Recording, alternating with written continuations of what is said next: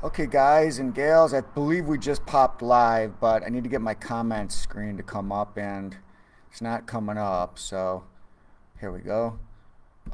So if you're in here with me live, hi, who is with me? I'm going to type and pop that in there. Let me know you're in here. Let me know you can hear okay, or if you can't hear okay, because sometimes I'm not familiar with the technical things that are going on. And if you happen to be watching this on tape or replay, also go ahead and leave a comment and let me know what questions you have. I'm happy to come in here and answer them. As I've always said, if you haven't seen the mini course yet, go check that out. That's in the More tab, or in the Guides tab, I should say, or just ask me for it and I'll shoot it to you. Same thing with the scripts. I've got a whole book of scripts that'll help you really understand the narrative for what it is that we're doing. Now, what it is that we're actually doing here is we are engaged right now in the midst of a 5 month program. We're in the third week of it, okay? And this covers pretty much everything, soup to nuts, that you'll need to have a thorough, comprehensive roadmap of what to do to make a whole lot of money in real estate without using any of your own money or any of your own credit, capitalizing on what I call asymmetrical risk, meaning not much downside risk and a lot of upside potential. Why is there no downside risk? Because whatever happens, how much money can you lose when you don't have any of your own money or any of your own credit into the house? If you're invested in Bitcoin, if you're invested in other types of equities, you could actually lose, right? You can't lose what you haven't put in. So what we're leveraging here is our brain. We're leveraging our skills to make a lot of money in real estate. And that's what this program is about. Again, we're in week 3. So if you haven't seen the first couple weeks of the training, I've left the replays up. Okay, I'm not going to leave them up forever, but go ahead and check out the replays and get yourself caught up to speed. These are only like half-hour events. Okay, as I've said a bunch of times, although not all of you have been with me to hear me have said it a bunch of times, is this is a roadmap. Okay, and you can get from point A to point B on a roadmap, but GPS is way better. Okay, when you drive in a car using a roadmap, it's still fraught with peril. There's anxiety, you make mistakes, those kinds of things. You'll get there, but it's not the best way of doing it in today's world. The best way of doing it in today's world is GPS. Everybody uses GPS. Well, getting a coach in real estate, particularly in a tricky environment like we have today, is ultra important. It's critical, I would say. So you want a real estate GPS navigation system. That's what a coaching program offers. It doesn't have to be with me. I can't take everybody because I actually do the coaching personally, but I will do a strategy session with you. You can set up a Zoom call and we'll see what this could look like for you, what it could entail, and what kind of financial success you might be able to have depending on your unique situation. So, really what we'll determine is, one, whether I think I can help you. Number two, whether or not we're a good fit, right? I'm not everybody's cup of tea. And we'll have to make that determination together. And then obviously there's a very small investment in coaching. The amount of money it costs to get coaching is paid for multiple times over just in optimizing one little old real estate deal, not to mention what will happen over a career or a lifetime of doing real estate deals. So, this isn't one of those programs that charges you an arm and a leg trying to build a coaching program. What I'm doing is I'm getting people self-reliant because it creates deal flow for me, in the sense that invariably people get very good at this with the right tutoring, with the right training, and it creates an opportunity for potential joint ventures. Not that you have to joint venture with me, but occasionally you're going to come across, when you get active in this market, you're going to come across deals that are a little bit big and maybe bigger than you're comfortable with. And then that's actually how I make money with this, in case you're wondering. Okay, I'm not charging so little out of generosity, although it is generous, right? You get a lot of training. There's no requirement to JV with me, but there's a profit motive. But that profit motive is down the line. So you're the beneficiary of all this, the early value that you get in the program. All right, having said that, let me give you a quick description of where we started and where we are today in week 3, which is to talk about deal structures. So the first thing is across 5 months, if you will, we need to learn a strategy that allows us to buy any house from any seller without using any of our own money, any of our own credit, and do that in any market with any seller. That allows you to be consultative with the seller because you're agnostic towards what they choose to do. Whatever they choose to do, including using a realtor, including just trying to sell for top dollar to an owner-occupant bank qualified buyer, we can monetize that for ourselves and for them. We can make a profit on that. So whatever somebody chooses to do along the continuum of options, we have an ability to profit. So that's the strategy that we have to learn and then go out and deploy. So how do you go out and deploy it? So that first tier of the 5 tiers is really the strategy. Okay, the next tier, partially what we're going to be getting into today, is what do those deal structures actually look like? How do we actually structure these deals so that it works for everybody? And in doing that, you have to have a certain approach, your approach with the seller. And that's really where the scripts come in, at least at first, so you understand the narrative that covers the entire spectrum of possibility for the seller. So get that script book. You can find it in the group, or just if you can't find it, shoot me a message and I'll just send it to you. Okay? You want to learn the narrative that we deploy. So now you've got strategy, and now you've got an approach with the seller. Still not enough, right? Because after you get the seller comfortable with what it is that we can and can't do for them, we are going to be engaged in somewhat of a dialogue, right? There's going to be an ebb and a flow. There's going to be questions. There's going to be concerns. There's going to be potential objections. And you have to be able to answer those in a transparent, genuine, authentic way that shows that you have character, because people don't want to sell their house to someone that they think is shady. Okay, so we're straight up with everybody, brutally honest with everybody.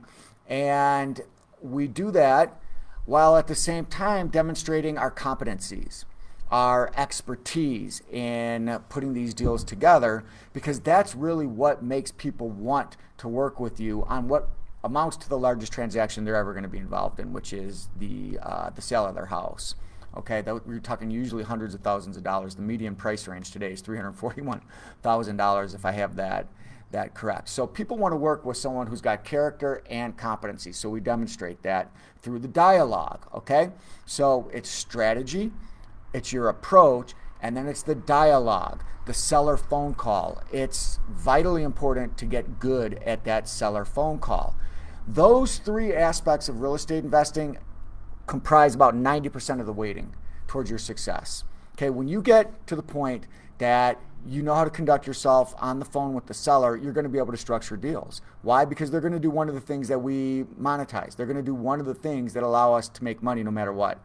Okay, so you just have to plug them in to the right slot based on asking them questions, not persuading them, not compelling them, not snake charming them, none of that. We ask them questions, and they effectively are making us an offer, and then we plug that offer that they're making us into one of these deal structures, one of these solutions, which takes you to really step 4 or tier 4, which we'll get into later, which is how do we make the agreements? How do we memorialize what we've discussed orally and structure agreements with the seller so that everybody's protected? Okay, and then from there, all those agreements really do is they direct the professionals on how to close the property. So once they've done that, now you're in a position to make money, because it's really easy to sell these properties. There's 20 times more buyers out there who want to get a house, particularly if we get the house on some kind of terms, where we're making a monthly payment to the seller for a period of time until we pay them off in full. We're almost always able to generate buyers who give us a bigger down payment than we have to give the seller, who give us a bigger monthly payment than we have to give the seller, who are convinced that they're going to qualify for a loan in a shorter duration than we have with the seller, and who will pay us a higher price than what we pay the seller. So, my good friend Ron LeGrand calls that chunka theory. The chunk of money coming in has to be bigger than the chunk of money going out, and that's what you want to optimize for. Okay, so we put those agreements in place, and then we're in a position to make money. You actually make money on the acquisition, in effect. Okay, if you do the math right, you got to learn how to do the math, right? So once you've done that a couple, 2, 3 times, and you've put some money in your bank account and you've got some cash flow coming in, then generally people want to scale the business. They want to grow the business. They want to be doing the deals more frequently. Maybe they want to have a team of people doing things where all they're doing is making decisions. Yes, no, cut that check, don't do that, do this, do that, dot that I, cross that T. And they can just sit out and chill at the pool while other people are doing most of the work. Other people can do most of the work for you in this business, including the seller call. I prefer if you do the seller call until you get to a pretty high level in this, and then you can have acquisitionists doing it for you. But the seller phone call doesn't take that long. It ensures that you're doing the deals that you want to do. Okay, so those are the 5 steps: strategy, approach, get good at the dialogue, meaning the questions and answers, the objections, memorialize the agreements into the oral agreement into a written agreement. That's the paperwork. And then the 5th thing is building the business out with your marketing effort, your lead generation effort, maybe some delegation, those kinds of things. So that's what we're going through, okay? Now, when we talk about this any seller, any house strategy, let me explain the 3, okay? By the way, if you're taking notes, and you're not everybody takes notes, but if you are taking notes, take a photo of the notes and drop them into the comments. It'll help other people, and it'll help me understand what you are getting out of these presentations, if you will. If you're not in the coaching program and you can't dialogue with me every night, like the people who are actually in the coaching program where we actually talk every night, that's the level of support they get, then I can only do it from afar. So go ahead, put your notes in the comment, and I'll make comments back on those notes. Just take a picture of them, okay? I think that'll help me understand what you're getting and what you may not be getting. It doesn't even have to be clear. I just like to see the way people take notes sometimes. Sometimes I pick up little tips from that. So you could do that, but there's 3, okay? This might be something you want to take a note on. There's 3 ways that we actually can produce deals, okay? The first, so the way I have it in my notes here is I have a box, okay? The first way that we get deals is which is the simplest, right? I mean, not simplest in execution, but the simplest to understand, is you get a great price. That's what all these wholesalers are talking about, right? Oh, let me get a house at 50, 60, up to maybe 65, 70 cents on the dollar. I'll get the contract and I'll assign the contract out. Very simple model, right? So if we can get a really good price, yeah, we're going to go ahead and get a contract on that. We'll probably close on that right away, either with private money or we'll assign it, make money, move on. Okay? So either we're going to get a good price or we're going to get good terms. What are good terms? Well, we have a low to no down payment. We have a low monthly payment relative to what the market can bring. We have a long duration relative to what we're going to give our buyers qualify for a loan. So we can go through 1, 2, 3, 4 buyers probably before we have to even cash the seller out, provided that our earlier buyer doesn't cash us out and bring a bunch of profit in, which isn't a bad thing, right? It becomes a golden goose that keeps laying golden eggs for us because we're picking up down payments, we're paying down debt, we might even be getting appreciation in the property, and we're getting cash flow. So it doesn't have to happen fast. You don't have to get that back end payday right away. Some people like to do it like that, but you don't have to.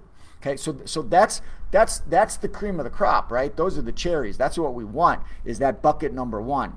Those deals that have either a great price or great terms.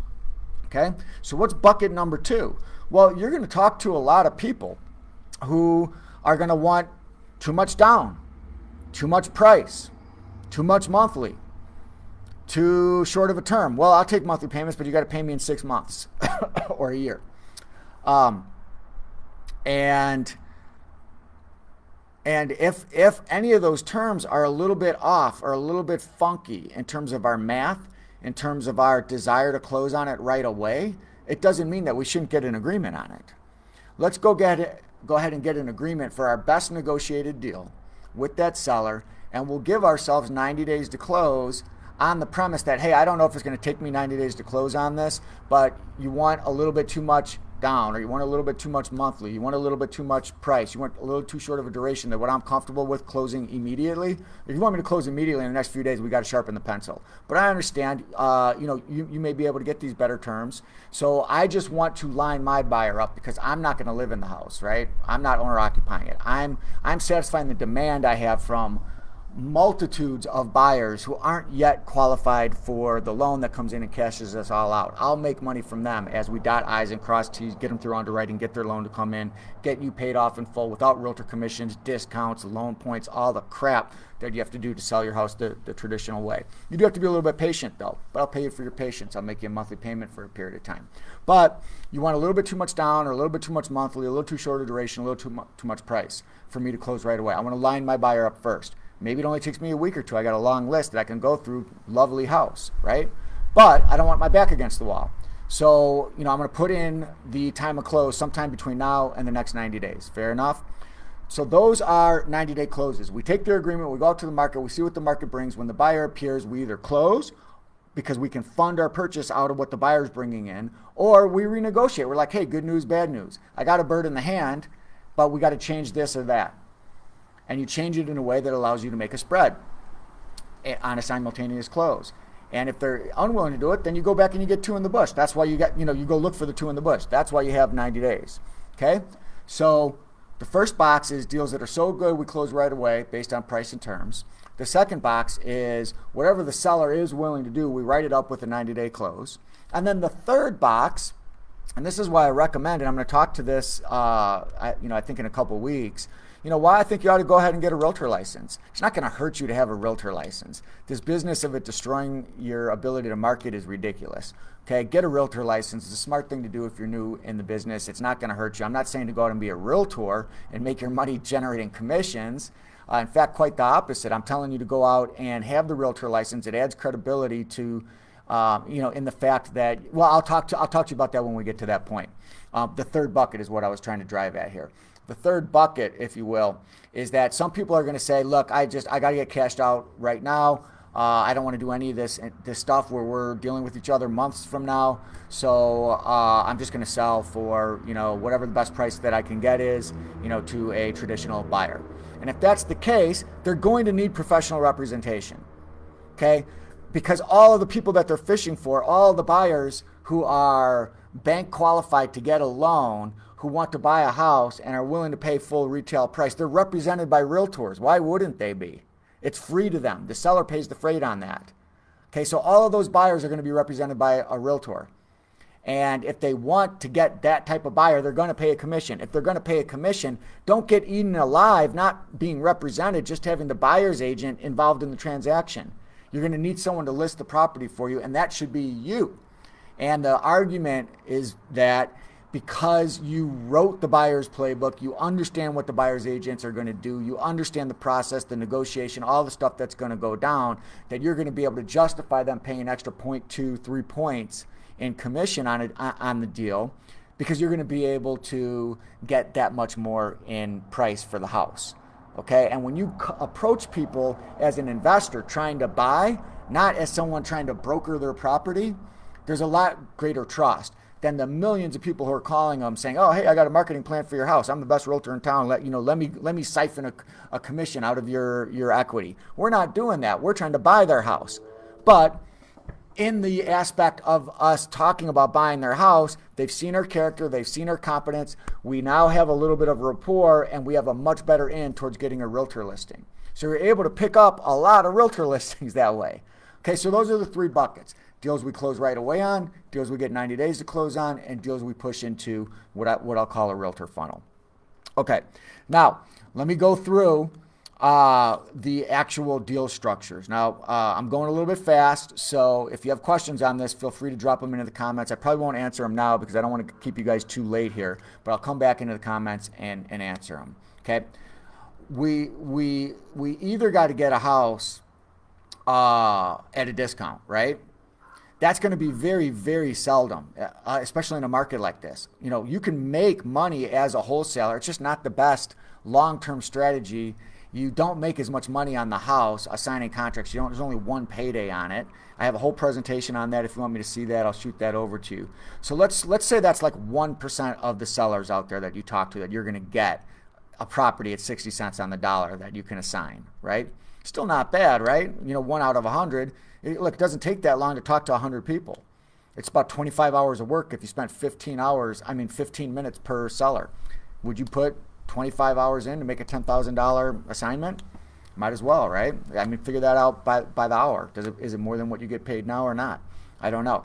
But you don't get very many of those deals. Terms deals, where we can pay full price and we get them to agree to take a monthly payment for a period of time, is exponentially easier to get deals on. But it's still not the majority of the market. And I'm talking about the cherries, right? The ones with the great terms, where it's a low to no down, and there's a low monthly payment, there's a long duration before they have to get paid off in full, and we get a decent price, within the appraised value, but at the lower end of the appraised value. Let's say that's about 4 out of 100. So in 25 hours of work, you could probably get 4 of those deals and maybe 1 of the price ones. So we're only talking 5% so far, right? 1 in 20 are going to be those kinds of deals. Now, the next kind of deal is going to be about 15%. That's where the terms are okay. Okay, the terms are okay, but they're not ideal. So we go get a 90-day close. So now you're up to about 20%, right? 2 in 10. That ain't bad. That's a pretty good batting average in real estate, where the money that you make is so big. Okay? But what does that mean for the other 80%? This is why I say go ahead and get that Realtor license. The other 80%, they're going to end up listed. I've tracked this for decades. The deals that you don't get as an investor, they end up listed with a realtor who probably called behind you. So it might as well either be you or someone on your team. That's why I say get the Realtor license. Now, you don't have to. There's enough money in that 20% that you can make a fortune. There's enough money in that 1%. We've got people in this group who made $1 million. Was that right? I think it was $1 million in 2021, just focusing on that 1%. Now, people have made a lot more when they do it the way I'm telling you, which is to be robust, to be comprehensive, where 100% of the total addressable market is available for you to convert. Okay? So those are that's kind of the way the business works and what you can expect. All right, now, how are those categories of percentages really structured? Okay, I just told you about price. Now those terms deals. Those terms deals which comprise, let's call it 15% of, the contracts that we'll go ahead and get out there. It's either going to be that we're taking over someone's payments. A lot of people call that buying property subject to, meaning they don't have a lot of equity, but they have a house and they don't want to make the payments anymore. They got to move or something along those lines, or they can't make the payments anymore, and you're going to come in and just take over that debt. Okay, pay their closing costs, take over their debt. The loan stays in their name. You own the house, but you're taking over their debt. Now, there's a way to do that, and the way sub 2, if you will, is being taught, like I see it on YouTube. Guys, you're going to get yourself in trouble doing what some of these people are talking about doing. Okay, there's a way to do it properly, and I have to get into that. If get on a Zoom call where we can really talk about. Get a little bit more granular on things. People in my coaching program know what I'm talking about with respect to that. A little bit too detailed to go into now. The other thing that we'll do, maybe the property's free and clear and there's a lot of equity, but the seller doesn't want to give up that equity, to some realtor.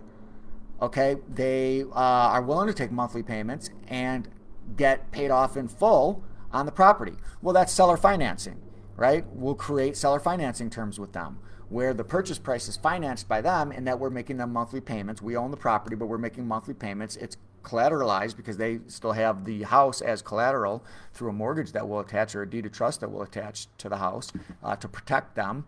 And if we don't pay, we can't stay. They get the house back, right? So we'll do deals that way. And then sometimes it's a combination. Maybe they have a $300,000 house with $100,000 first, and they're willing to finance the other $200,000. So we'll do a combination of taking over debt and seller financing. Now, sometimes people are like, yeah, man, I'm down with taking the monthly payments. I don't want to, I got a $500,000 house. I don't want to pay $30,000 to some realtor. I could use that for my kids' college education. I could get a new car. That's a lot of money to pay for a realtor. I earned that. My house earned that. I want to get every dollar that this house and I have earned. But I'm uncomfortable. I mean, I'm good with taking monthly payments, but I'm for a little while, but I'm uncomfortable giving you the deed to this house, especially with my name being on the loan, until I'm paid off in full. Okay, so what we do there is we're like, okay, well, that's cool. what we'll do is we'll lease the property from you, we'll rent it from you, and you just give us an option to buy it during the term of the lease. Okay, so that way you retain the ownership of it, but I'm making you rental payments on it until we come in and do a normal purchase within the term of the lease, because you'll give us an option to buy it for whatever term we agree on. Fair enough? So we'll do deals like that. Those are called lease purchases. Another thing that we'll do is you focus on high-end properties, right? Where a small percentage equates to a lot of money. So if you can get $1 million property under contract at 90% of its value, $900,000, it's not that hard to make $50,000 on that deal by getting a contract for $900 and assigning it, or getting a buyer to come in with $950 or even $1 million. You make $100,000 on it and simultaneously close, because you have greater expertise at attracting those buyers than the seller does. Okay, so we do those, and then like I said, the rest of them, guys, don't just don't throw the leads in the garbage. You got them on the phone. You've taken the time to talk to them effectively, efficiently, with transparency, with your authentic personality. They see you as someone that has integrity through that phone call, and they would be willing to work with you. It's just that they don't like the terms that you need in order to buy it. Their property just doesn't qualify. Don't get mad. Don't argue with them. Don't even persuade them. If they're not going to do it, they're not going to do it. Just explain to them that the only box that's left for them to participate in is the one that the realtors have a monopoly on, because the buyer doesn't pay for the professional services that they get. So to attract that buyer, they're going to end up paying a commission. If they're going to pay a commission, then do it with someone who is on their side. And that's you. And then you go out, give a listing presentation, use your license to make a whole lot of money. If you think about, you call 100 people, if 80 of those deals end up being listed by realtors, how many of those do you got to get with $3, $4, $5, $10,000 commissions to make a hell of a lot of money? And your approach is way better than the realtor's approach, who's just coming in from the get-go trying to siphon equity out of their house. Your approach is to buy it from them, which is what they were trying to do. They were advertising to sell it. They weren't advertising for these realtors to come in and give them listing presentations. But it ends up falling back into that when you explain to them the way it all works. Okay, so those are really the deal structures. Typically, what's happening is our exit is, in terms of how we get paid, is we're either going to have a higher price than what the price is that we gave our seller. We're having a higher price coming in from our buyer than what we gave our seller, or we're going to have better terms. Okay, we'll either do that by selling on a lease with an option to buy to our buyer, or selling with seller financing to our buyer, or they just buy it the traditional way and there's enough spread where we can make money. So think about this for a second. I want to go back to that theory that Ron LeGrand wrote, which is called chunka theory. The chunk of money coming in has to be bigger than the chunk of money going out. So if you get good terms on a deal, even if you're paying full price for the property, the fact that the price doesn't have to be paid immediately means that you can get a down payment from your buyer that is bigger than what you give your seller. That's tens of thousands of dollars. I just put, on a different kind of deal, I put over $150,000 in the kitty. Okay, and then on another one about 2 weeks ago, I put $22,300. That's a more normal type of lease option down payment we get on like a $300,000 house. Okay, so that's gonna be your first payday. Now I've already got my second and third payday on that house, because they're also paying $2,300 a month in rent against the $1,400 that I'm paying out. So I have $700 a month in cash flow coming in on top of that on one house that I don't even have to touch, because I'm not responsible for maintenance. I'm not responsible for repairs. Oh, and get this, duration. Well, I took that house subject to the existing loan, which is what the $1,400 payment I have to make is. That loan has 28 years left on it. So if my current buyer doesn't qualify for the loan and cash me out at the higher price I sold it to them for, so what? I've got $700 a month of cash flow coming in, and I'm paying down the debt and creating equity for myself. That's why this is way better than wholesaling. That's why you want to learn the rest of the business. Okay? So these are the kinds of things that we do. This is the value of getting a coach. It's very inexpensive. This program is well south of 10 grand. Okay, and on average, people who do a deal on a median priced home are going to get about a $25,000 upfront payday, not even to mention the cash flow, the debt pay down, the back end payday, and then the multiplying that over several properties that I'm going to help you get under contract and get closed and get paid on. So you are investing in a GPS system, a real estate navigation GPS system that's with you every step of the way to say turn left, turn right, there's the exit, that's the bank, go get paid. And that's what people want, and that's what we do in the program. So again, if I can help you, jump on, go schedule a Zoom call with me. I think you guys know how to do that. If you don't, I'll send you a link. Just let me know in the comments. If you're just, totally running on financial fumes and you're not resourceful enough to, come up with a little bit of money to get some coaching, I'm only laughing because, when I was in the same situation 25 years ago, I would have cut off my left pinky to get this kind of coaching, and that's what I did. And in today's terms, I paid $25,000 for a coaching program with Ron LeGrand, who taught me the majority of this. Carlton Sheets, I started with the header Ron, so I had a little bit of a baseline, but 25 grand in those terms, like 30 years ago, that's like the equivalent of a $100,000 coaching program. Okay, and as great as as he was, I wasn't like with him every day like I am with my clients. So there is no better value in the business than this. But if you just can't do it, you're not resourceful enough to do it, then go ahead, hit me up with questions in the comments, attend these lives, and we'll see if we can get you squared away. Now I'm just going to go ahead and look through the comments and make sure I didn't miss any crazy stuff in here. I think we are good. Oh, I got my pops in here. I don't know if he's in here. Sweetness, that's right, Walter Payton. Walter Payton was actually a big influence on me as a kid, because I actually met him as a kid, because one of my first jobs was selling hot dogs at the football stadium where Northwestern University played, and the Chicago Bears had to practice there.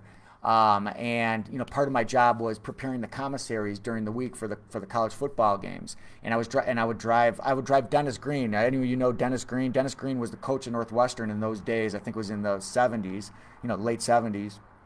And I would drive Dennis Green around on the little golf cart, every now and then. But anyway, so Walter Payton was being interviewed by Bryant Gumbel. And I don't know Bryant Gumbel, but I can just tell you that guy was a complete jerk to me as a little kid, probably because he was trying to interview Walter Payton. And I was like, Mr. Payton, like messing up his interview, so I could understand. But Walter Payton was a pure gentleman, very classy guy. I met him a second time where I relayed that story to him when I was like, I still was young. I was maybe 12, 13 years old, and of all places, it was at the Playboy Club. If you can imagine, the Playboy Club was a place in Chicago that used to host something called the Pinball, the National Pinball Tournament or Pinball Championship. So anyway, one of my friends' dads worked for the Playboy Corporation. If you look at the old pictures of the Chicago skyline, it says Playboy right in the Chicago skyline because they had a building there. And anyway, we went to the pinball championship, and Walter Payton was being interviewed by, I think her name is Phyllis George. Phyllis George was a beauty queen, like a Miss USA or something like that. She was an absolute sweetheart to me, and she let me sit down when they were preparing for their interview with Walter Payton. And Walter Payton was we were talking football, and you experience something like that as a kid, and you just never forget it. So I got like all the sweetness, memorabilia, all the Walter Payton stuff because sadly he ended up dying of cancer, but his memory lives on. So anyway, y'all, if I can help you with this real estate stuff, hit me up. You guys have a wonderful weekend, and I'll catch up with you on the flip side. I appreciate y'all. Peace and love. I'm out.